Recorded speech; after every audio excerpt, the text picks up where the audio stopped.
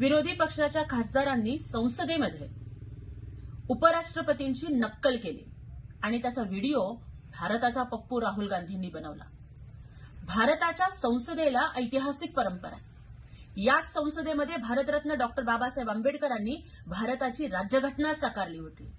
मग त्याच संसदेमध्ये जेव्हा संवैधानिक पदावरती बसलेल्या व्यक्तीची थट्टा केली जाते, मिमिक्री केली जाते, हा भारताच्या लोकशाहीचा आणि भारतरत्न डॉक्टर बाबासाहेब आंबेडकरांचा अपमान आहे।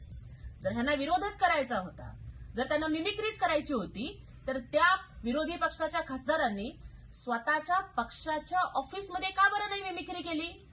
त्यामुळे यांनी डॉक्टर बाबासाहेब आंबेडकरांची माफी मागावी, भारताची माफी मागावी आणि जोपर्यंत ते माफी मागणार नाहीत तोपर्यंत त्या मिमिक्री करणाऱ्या कॉमेडी आर्टिस्ट खासदाराला आम्ही महाराष्ट्रामध्ये पाय ठेवू देणार नाही।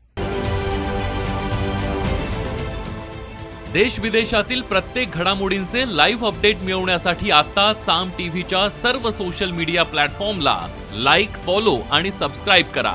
तसंच सर्व नोटिफिकेशनसाठी बेल आयकॉन प्रेस करायला विसरू नका।